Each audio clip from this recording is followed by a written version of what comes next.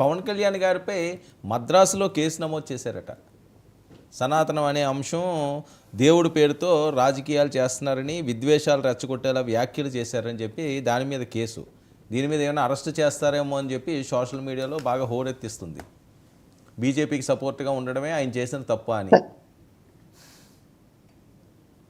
Sir, ప్యానెల్లోని పెద్దలకి, మీకు వీక్షకులకు నమస్కారం సార్. మొదటగా first issue sir, Jaganmohan Reddy గారి కేసు వచ్చేటప్పటికి నాతో సహా అందరూ కూడా ఈ కేసులో జగన్మోహన్ రెడ్డి గారు అరెస్ట్ అవుతారు అని చెప్పేసి భావించిన విషయమే. అలాగే ఇప్పటి వరకు కూడా ఆ కేసు ఏమి కూడా కొలిక్కి తేలలేదు సార్. ఇంకా ఆధారాలు సేకరించే పనిలో పోలీస్ డిపార్ట్మెంట్ ఉంది కాబట్టి మనం ఎలాంటి కన్క్లూజన్ కి రావాల్సిన అవసరం అయితే 100% లేదు సార్. ఇది క్లియర్ గా, ఎందుకంటే ఏ కార్ అయితే ముందు మార్నింగ్ గుద్దింది ఈ కార్ అని చెప్పేసి డిపార్ట్మెంట్ వాళ్ళు, అక్కడ ఉన్నటువంటి డ్యూటీలో ఉన్నటువంటి డిపార్ట్మెంట్ వాళ్ళు ఎస్పీ గారికి ఇచ్చారు సమాచారం. సంబంధిత డిపార్ట్మెంట్ వాళ్ళని, అలాగే ఆ కారు ఓనర్ ని కూడా విచారించడం జరిగింది. కారు ఓనర్ నేనైతే గుద్దలేదని చెప్పి చెప్పడం కూడా జరిగిందని చెప్పేసి ఇప్పటి వరకు ఉన్నటువంటి సమాచారం సార్.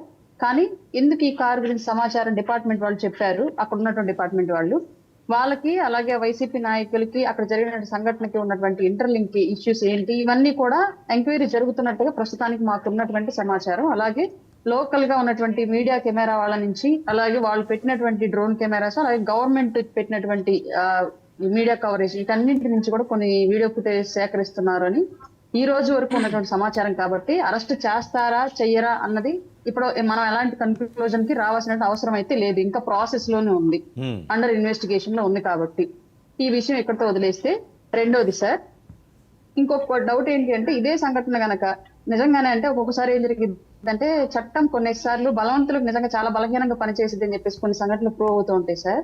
ఇదే సందర్భం గనక ఇంకొక సామాన్య వ్యక్తి గనక జరిగితే, కారు కింద ఒక మనిషి పోయి చనిపోతే, ఈ స్థాయిలో ఇంత జాప్యం జరుగుండకపోవచ్చు బహుశా, ఇంతమంది సపోర్ట్ కూడా ఉండకపోవచ్చు బహుశా ఆ ఇష్యూకి. కానీ డబ్బులు ఉన్న వాళ్ళకి, పదవులు ఉన్న వాళ్ళకి, అధికారం ఉన్న వాళ్ళకి, అధికారం అనుభవించిన వాళ్ళకి ఒక రకంగా, అలాగే సామాన్యులకు ఒక రకంగా చట్టాలు పనిచేస్తాయని చెప్పడానికి ఇట్లాంటి సంఘటనలు చాలా ఉన్నాయి ఈ స్టేట్ లో. అది ఏ గవర్నమెంట్ అయినా సరే, ఇది ఒక సామాన్యుల వాయిస్.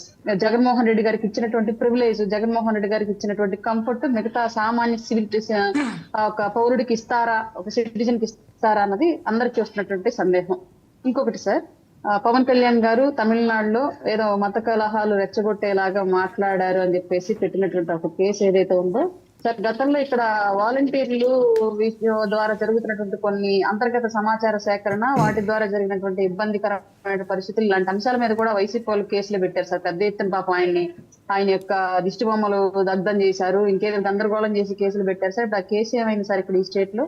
అలాగే ఆయన మాట్లాడింది క్లియర్ గా, వెళ్ళిన పని ఏంటి, కుమారస్వామి ఉత్సవాలకు వెళ్లారు. అంటే ఒక హిందూ మతంలో జరుగుతున్నట్టు ఒక గొప్ప పేరు ప్రఖ్యాతులు గాంచినటువంటి ఒక ఉత్సవానికి వెళ్ళినప్పుడు, ఆ స్టేట్ లో లేదా అంటే ఇండియాలో హిందూ మతం మీద జరుగుతున్నటువంటి ఇబ్బందికరమైనటువంటి పరిస్థితులను ప్రస్తావిస్తూ ఆయన ప్రసంగించారు. అందులో రాజకీయాలు ఉండనివ్వండి, రాజకీయాలు లేకపోనండి, రాజకీయం ఎందుకు అయ్యింది అంటే, తమిళనాడులో ప్రస్తుతం రూలింగ్ లో ఉన్నటువంటి గవర్నమెంట్ హిందూ ధర్మాన్ని ఒక వైరస్ తో పోల్చింది కాబట్టి అది రిలేటెడ్ టు పాలిటిక్స్ అన్నట్లుగా వెళ్ళింది అక్కడ ప్రస్తావన. వాళ్ళకి కనెక్టివిటీగా జరిగినట్లుగా అనిపించింది తప్ప, ఆయన మాట్లాడింది 100% ధర్మం గురించే మాట్లాడారు. సనాతన ధర్మం గురించి ఆయన ఏది పాటిస్తున్నారో, ఈ దేశం దేనికి సంబంధించిందిగా గత పురాణాలు చెప్తూ ఉన్నాయో అట్లాంటి అంశాలను ఆయన క్లియర్ గా ప్రస్తావించారు. కానీ అక్కడ ఉన్నటువంటి గవర్నమెంట్ ఆ ధర్మాన్ని అవమానిస్తూ అసలు వైరస్ తో పోల్చింది కాబట్టి ఇది ఇట్లా కాంట్రవర్సీ కింద వాళ్ళు తీసుకున్నారు తప్ప, పవన్ కళ్యాణ్ గారు ఎక్కడా కూడా కాంట్రవర్సీ మాట్లాడలేదు సార్. ఓకే, సో అదేం ఉండదు, సేఫ్ అంటారు, అంతేనా? ఏముండదు సార్, ఆయన మాట్లాడిన దాంట్లో ఎక్కడా కూడా చట్ట వ్యతిరేకమైనటువంటి ప్రసంగాలను చేయలేదు. ఇప్పుడు వీళ్ళు ఏదన్నా అక్కడ తప్పుడు కేసులు పెట్టి ఏదన్నా చెయ్యాలి అని ట్రై చేసినా సరే దానికి చట్టం సహకరించదు. మరి కట్టప్ ఏంటి అంత సీరియస్ గా ఆయన ట్వీట్లు అవి చేస్తున్నాడు? నువ్వు ఎలాంటి రాజకీయాలు స్టేట్ పాలిటిక్స్ లో కానివ్వండి, లేదంటే ఇండియన్ పాలిటిక్స్ లో ఇండస్ట్రీలో కానివ్వండి, ఒక విఐపి బాక్స్ లో ఎవరైనా ఫేమస్ అవ్వాలి అంటే పవన్ కళ్యాణ్ గారి జోలికి రావాలి అన్నటువంటి ఒక నానుడి ఆల్మోస్ట్ చాలా రోజుల నుంచి మనం చూస్తున్నాం సార్.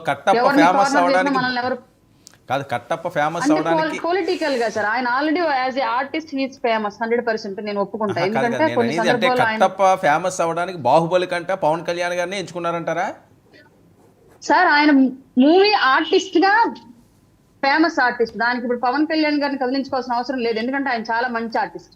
పొలిటికల్ గా ఆయన యొక్క మనుగడ కొనసాగించుకోవడానికి, పొలిటికల్ గా ఆయన యొక్క స్టేజ్ గ్రౌండ్ ని బిల్డ్ చేసుకోవడానికి ఇట్లాంటి ఇష్యూస్ లో వేలు పెట్టారని చెప్పేసి నేను భావిస్తున్నాను. Okay, right. వెంకటరెడ్డి గారు, ఏంటి జగన్మోహన్